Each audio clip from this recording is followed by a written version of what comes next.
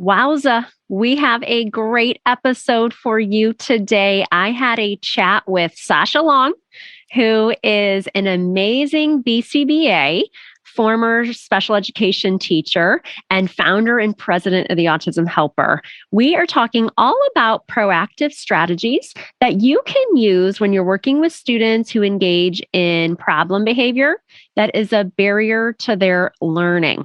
I know that I send out a quarterly survey for my email list, and I'm asking you questions about how I can help you in your journey in supporting your students. And one of the topics that comes up time and time again is, Rose, I am working with students who are engaging in unsafe problem behavior, and I'm just not sure how to help them. I'm not sure how to have our sessions running. And today we really get into Sasha's top 5. She calls them antecedent interventions, but don't let that big word scare you. We're going to break down exactly what antecedent means if that's a new term for you. And we're going to talk about how can we be proactive? How can we have different things set up in the environment?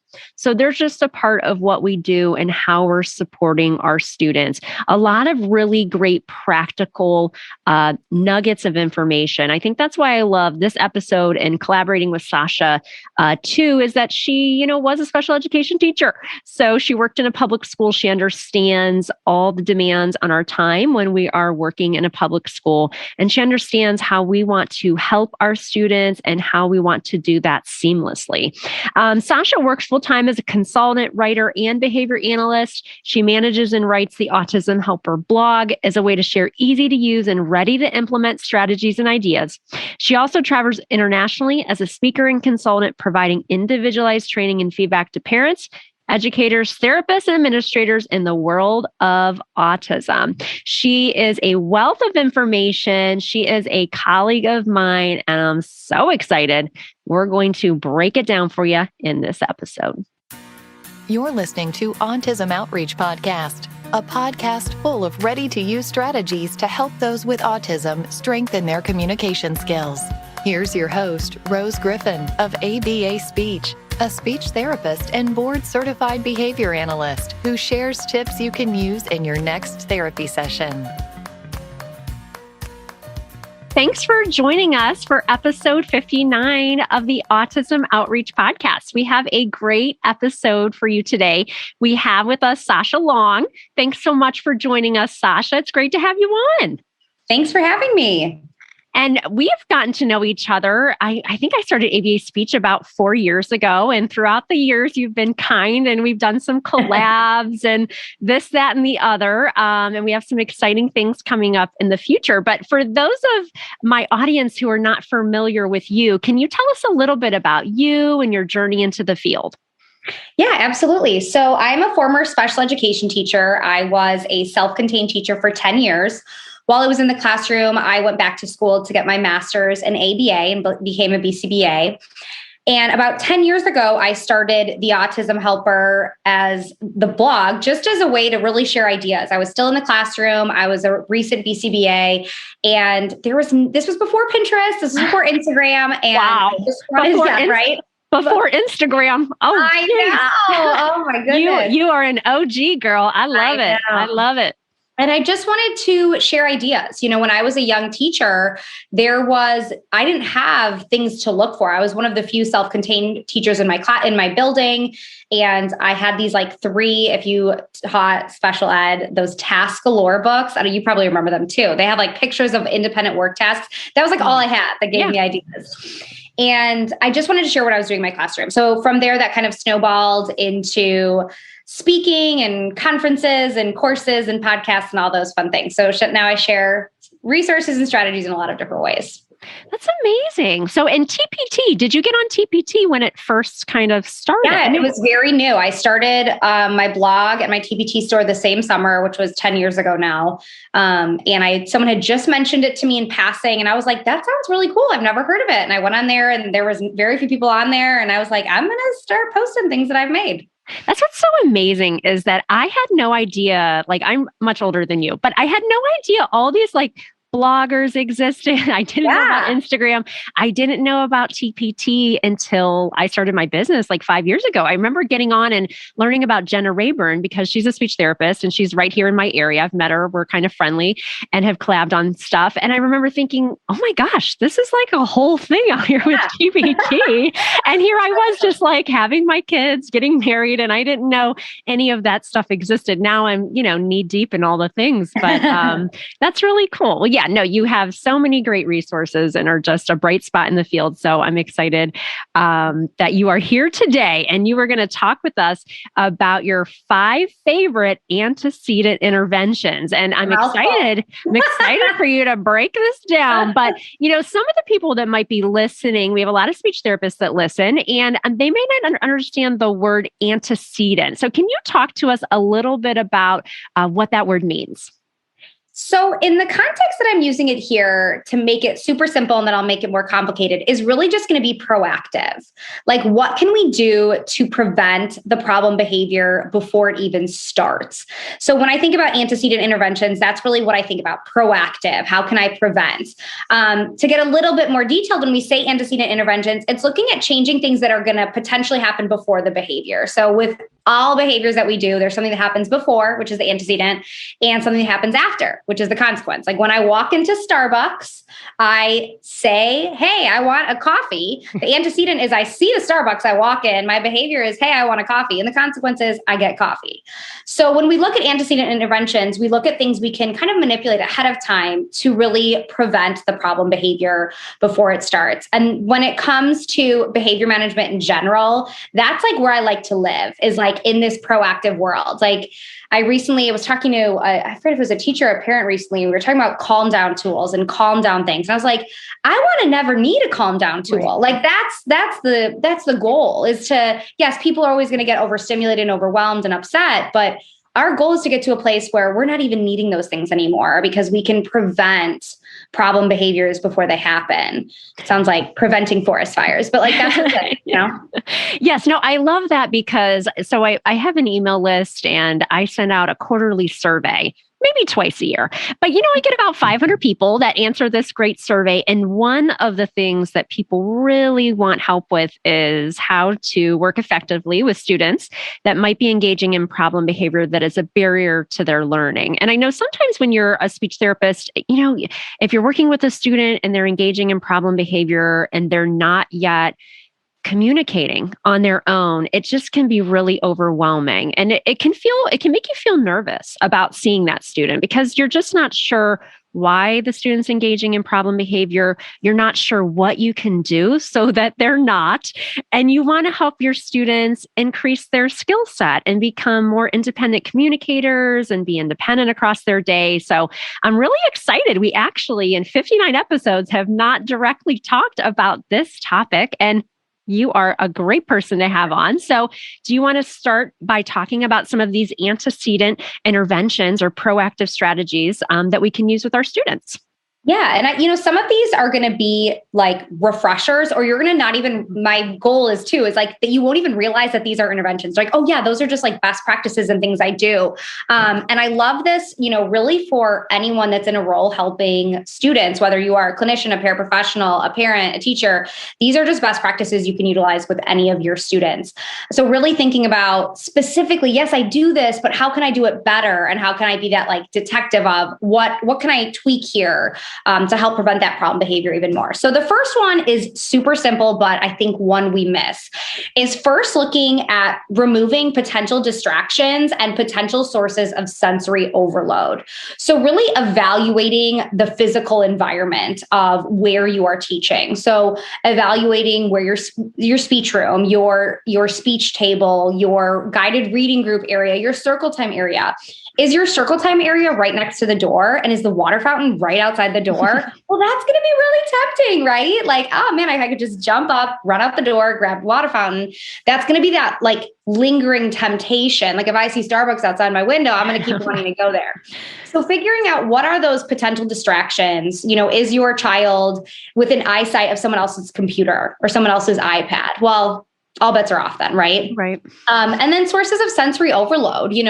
When you pick up kids to go to group, do you have to walk through a crowded hallway and up 3 stairwells where there's fluorescent lights, it's loud noises, you pass the cafeteria that smells funky. By the time that student gets to your room, they are like at level 12 overwhelmed. And then you're like, hey, let's do something new and hard.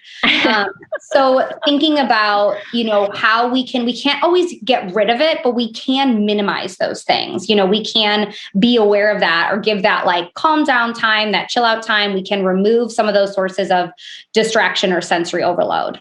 Oh, that's a good idea. And something I've actually been doing with my students. Some students I do see in my speech therapy office because I do have an office. But for some students, students that just operate better in their own classroom environment, as a speech therapist, I really push into the classroom. So I have some students that I see in my office because they can't learn with any distraction.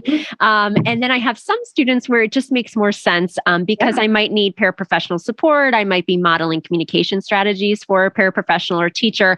And for group, I definitely push into the classroom. I use the smartboard, all those great things.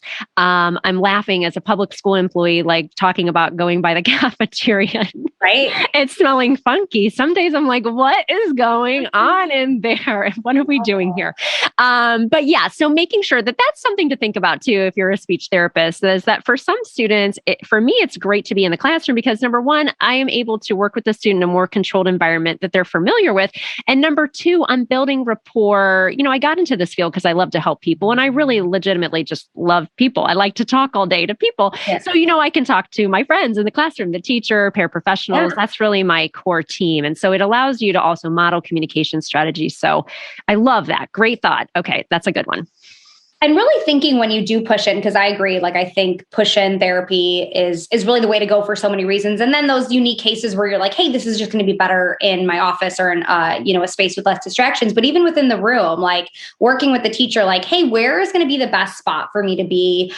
Where in your classroom is the expectation that learning is happening? We are sitting engaged, like things like that for certain types of students. It might not be, the play area or the carpet, because that's not typically what the expectation is there. Mm-hmm. So really working with teachers to figure out that sweet spot physically in the classroom. Yeah, that's great. Okay, great. And that kind of ties in with push in therapy to number 2, which is routines. And this is like, I think just like the be all end all is we need, like adults need consistent routines. I'm just coming off of like a 2-week quarantine where my routine was taken away. And that was a struggle for me. Yes.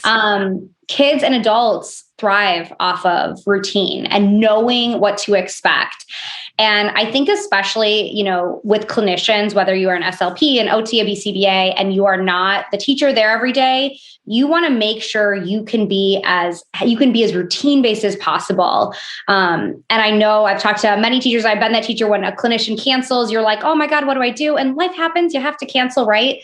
But really thinking ahead of how we can prepare for that. Like I always liked when I was a teacher to have my clinicians push in into a center, like, hey, push in during my guided reading group, because if you're not there, we have something else to do. It's not just like this empty 30-minute spot in the calendar. And then having those kind of familiar things you do when you start your session, like maybe we always do this certain song. We always go through a mini schedule. We always do, how was your weekend thing if it was with older kids, but having a few kind of like grounding activities that you always start the session with. And I think that gets everyone, feeling prepared, knowing what to expect. There's not like surprises. And again, it's manipulating that antecedent, what happens before. So we're all getting on the same page right when the session starts. Yeah, I love that. That idea of routines it's familiar and it's really comforting. I know when COVID hit in March of 2020, my district went completely to teletherapy. I was running my same exact schedule. And what was really wild about that time is that, well, everything was wild about it and it was scary. But I had started with my kids doing some yoga. We did yoga at the end of our groups. And so this is a routine we always do. I'm really big on leisure skills. And so I always say in a former life, I I used to say I was going to be an aerobics instructor, and maybe someday. I'm too busy. You as an aerobics instructor. You like that? Yeah, I just worked out today. Yeah. So I love that. But it was cool because I was doing yoga with my kids, and then the world kind of ended and everything shutting down. And it was such an overwhelming time. But when I was seeing the students, we would end our session with yoga. And so it felt very familiar. It was a routine. It was expected. And it was like very poignant because I was like, okay, the world is collapsing. I'm not sure what's going on, but this is a bright spot in my day. And it was too for the parents to see that the students could do that. And it's a lifelong skill. And so I love that idea about routines. Very cool. And routines is something, again, this is not new and groundbreaking. We all know this is good, but just kind of like reminding you and like, how can I utilize this more? Like, and especially with those kids or clients on your caseload that like maybe do have more extreme behaviors or more prone to more challenging behaviors. How can I lean into this more? Maybe this child needs more routine than what I'm giving them. Maybe this child, there are more potentially sensory overloading scenarios than I'm identifying. So especially with those challenging kids, like leaning into these things a little more. Number 3, similar to routines, not new and groundbreaking, but same kind of idea, leaning into this is schedules. And like routines, like I live and breathe by my schedules, my calendar, my to-do list. And schedules are functional. I think in the special ed world, when I throw out the word schedules, everyone immediately thinks of a picture schedule with Velcro movable pieces. They do. And that's not what I mean. That's not what I mean. Like that's where I went. I went down to, okay, here's my speech icon. Yes. First, then it's done. Okay, talk to me about schedule, because I think that's what we all think. Like I do a 40-minute training in my membership on the different types of schedules. And we go over the schedule continuum because there are so many different types of schedules, and the type of schedule you use is really important. And we don't want every kid on a Velcro movable piece schedule. They don't need that. We want something that's generalizable. I want my kids to end up with a schedule on a dry erase board that I write, I'm never taking away that schedule. The goal is to never get rid of the schedule. It's to change how it looks, to make it more functional in other locations, something that mom and dad can make, something that a boss can make, something that you can get from your high school counselor. Here's your schedule for the week. And that's kind of where we want to think about schedules. And I think especially with small groups where we really underutilize schedules, a lot of classrooms have great classroom schedules or individual schedules, but mini schedules are like the secret sauce. We have the day planned, but when we get to our group, when we get to guided reading, when we get to circle time, when we get to independent work, what do we do in there? Because we're not doing one thing. We're probably going to do 7 things. Like putting up a circle time mini schedule in a gen ed classroom is like my favorite thing to do because, pre-COVID, when I'd go into schools, I would get called in for certain kids and, they'd be like, okay, well, circle time's hard for this kid in inclusion. And we'd set up a mini schedule for circle time because, you and I were just talking about this. Circle times in preschool and kindergarten classrooms, they can be great. But oh my God, sometimes they're really long. There's so much learning and it's awesome. But like kids are like, dang, how many more songs am I singing? And if you can kind of associate the passage of time and the activities with some type of visual cue, it's just this like awesome light bulb moment. And I've had like so many times where I've come back to those classrooms and teachers have been like, oh my God, do you know this schedule helped everyone? And I'm like, right. Yeah. That's why it might actually help the professional to realize that this is too long. Yep. I've definitely been a part of some of those moments where, once you just talk to somebody about some of these things, they can realize that maybe this isn't the best for all the students. But sometimes when you're like in the thick of it and you're the one running it, you're kind of like, what is going on? Or how could I even do it differently? So that's why it's really nice to have somebody from the outside to kind of analyze and to help and to be a sounding board. I love that. That's a great idea. It's that bird's eye view. And I think, with mini schedules too, and I used to be really guilty of this as a teacher and as a clinician, like when I'd run a group or an assessment, I'd always would put my stuff, my materials on the chair next to me and I'd pull something out, we'd do it. I'd pull something out, we'd do it. And it was like, you always saw this moment where the kid thought the chair was empty and you pulled out one more thing. And it was like, they're like, how many things am I doing? And so, whatever level your student is at, really meeting them where they're at with when it comes to their receptive language. If that's visuals, great. If that's writing out words, great. But how do they know what activities you're doing? When I do workshops, I tell this to teachers a lot. If you were to walk into your first day of the year PD, it's August, it's hot, you're back from summer, you want to be in your classroom setting up, and your principal's like, okay, great, we're going to have a meeting and we're going to be here till 3. And that's it. And he just starts talking. Like, how do you feel in that moment? Like, you're like, what are we talking about? Does this involve me? Are we going back to my classroom? When is lunch? Like, you want the agenda, right? You want the meeting where the principal's like, hey, from 8 to 8:30, it's opening remarks. From 8:30 to 9:30, it's icebreakers. You want the agenda. Yeah. And our kids need the agenda for all parts of their day. And I think that is a really huge way when it comes to preventing problem behaviors to do just that, because there's not surprises. They know what's coming and everyone's on the same page for when it's done. Yeah, that's a great idea, because I think the idea too with schedules is that it's going to be different for each student. I know that sometimes we go to that idea of a visual schedule and then go to the idea of not everybody needs that. But we were talking about Google earlier, and it's like, I live and breathe my Google Calendar. It's how I live my entire life, professionally and personally.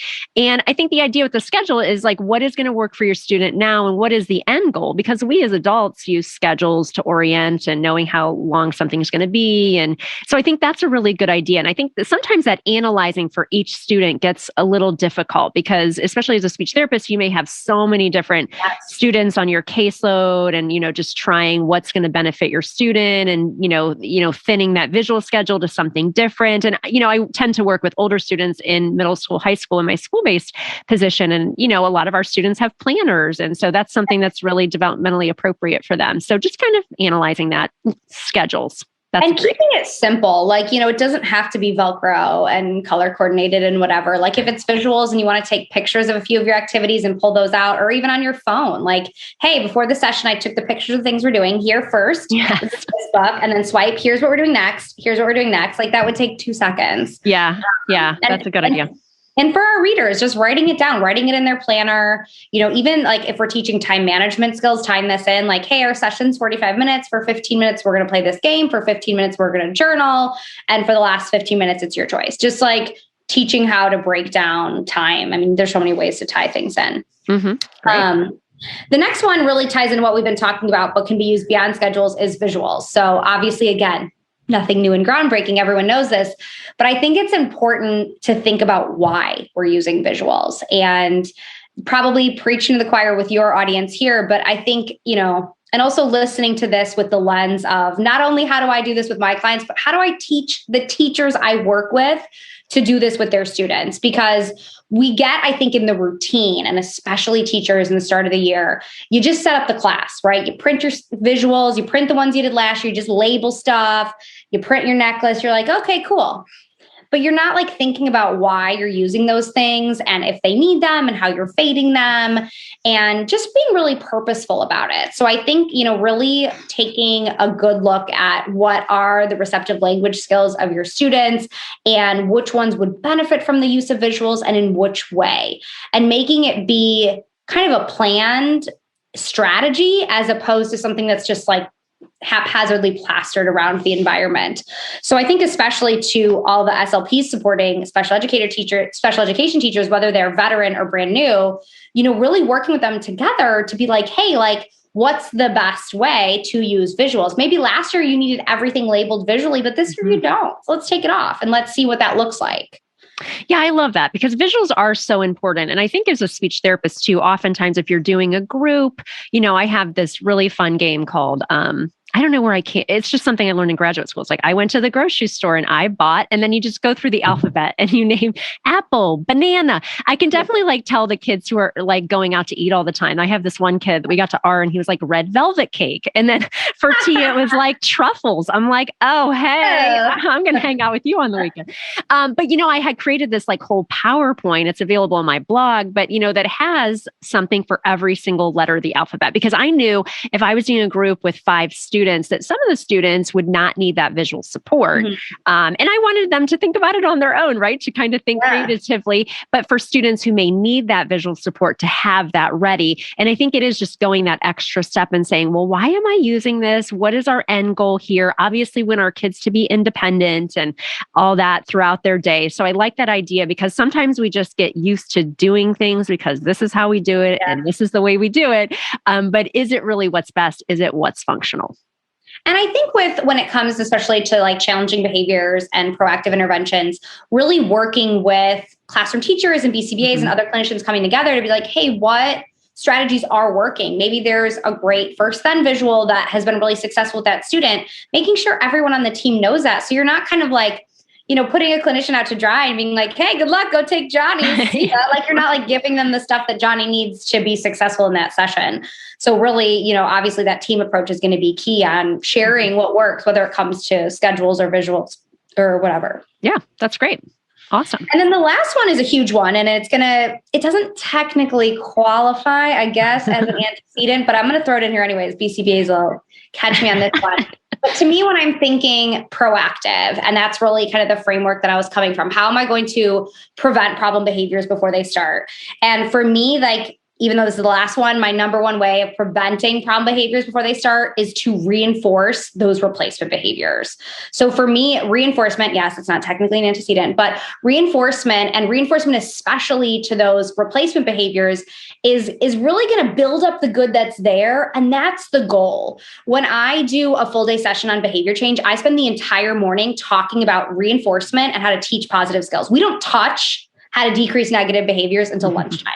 Because really the goal is, if we can build up all the good stuff, the negative behaviors will naturally decrease. And you don't have to react. You don't need those reactive strategies. I'm like, oh, what do we do once he hit or he bite or he threw this or he ran away? It's like, instead we're focusing on engagement. We're focusing on participation. We're focusing on, commenting, all these other great skills that he's doing and building up that. Because if you're engaged and participating, you're not running out the room. You're not biting someone. So when thinking about that idea of preventing problem behaviors, of being proactive, it's really going to be in thinking about what behaviors we can replace the negative behaviors in. And that's like a huge conversation for another day. But I think big picture, that is a really good mindset to go into working with any child. I mean, I find myself guilty of this all the time as a parent. When I'm like, being like really reactive to negative behaviors, and I'm like snapping and yelling and like, stop whining, and what are you doing this? Like, those negative behaviors just increase. But when I'm giving lots of reinforcement, my girls are very similar to me. They're like people pleasers. So praise is big time reinforcing. If I'm giving lots of praise and, oh my gosh, I'm so proud of you, that's great, good job, all of a sudden we're seeing more and more of those behaviors. So it really is helping prevent some of those other behaviors down the line. So technically not antecedent, but you get where I was going. Yes, no, I love that idea, because one time I was in some type of behavior training, and they said, well, every time you're like saying your husband's name or your kid's name, is it paired with like a demand, like, hey, Patrick, can you get me gas? Hey, Patrick, can you, so I really do sometimes try to think of those things in my own mind. And it kind of goes back to sometimes to that idea of catch a student being good, because we want to make sure, and these are things I haven't talked about in so long because they're just like such a part of my being now. But I remember when I first learned about the science of applied behavior analysis, I was in my second year of being a speech therapist. So it was 18 years ago. And I was working at the Cleveland Clinic Center for Autism. And we were just taught to like really reinforce, what the students were doing. Like, I love how you're, working so great on math. I love how you're walking down the hallway, because the students that I was seeing in this non-public program really had, unsafe problem behavior. So, they really needed that praise, that reinforcement, and school was really difficult for them, and so I remember just thinking to myself 18 years ago, wow, I'm like just talking all day and, really doing a lot of, praise and verbal reinforcement. And that's what a lot of my students really did like for the most part. But I think it's really just kind of a mindset shift that way, thinking that sometimes we don't always analyze it that way. And we kind of get into this rut of, if we have students who engage in, problem behavior, sometimes it's hard to see like, why are they doing this? Why is this happening? And, what can I do? I do a lot of talk, and one of our popular resources is like a preference assessment, which is really just kind of getting to know your student and seeing what they like. I remember thinking to myself when I first started out, it's kind of like, okay, these are the things I have. I hope that my students like them, but we know that it doesn't have to be a thing, right? It could just be a connection with us that's reinforcing, but kind of getting outside of that reinforcement rut. Yeah. And I think that's exactly true what you said on the mindset piece. And that's kind of why I couldn't, even though it technically wasn't antecedent intervention, I couldn't help myself but include it because it's an important mindset shift, especially if you are a clinician or an educator working with a student that's really going through a challenging time, that maybe has very frequent, challenging behaviors or very high intensity behaviors. I have 1000% been there, and that weighs heavy on you as an educator, or as the adult, whether it's being nervous that your child's going to get hurt or you're going to get hurt, whether it's not knowing what to do. And your mind is sometimes just so clouded and filled with like all of what do I do? What do I do? This. And like, there's so many negative things going on that like, you got to like find those good things, even if it's small, and that's where you start. And if you can just start with just some of those small wins and building from there, you're going to be way more likely to be successful than if you're just trying to always react to these negative behaviors. That's going to kind of really, just set you up for disaster in the long run. So it's like building up the good that's there. And it might take a while, but that's okay.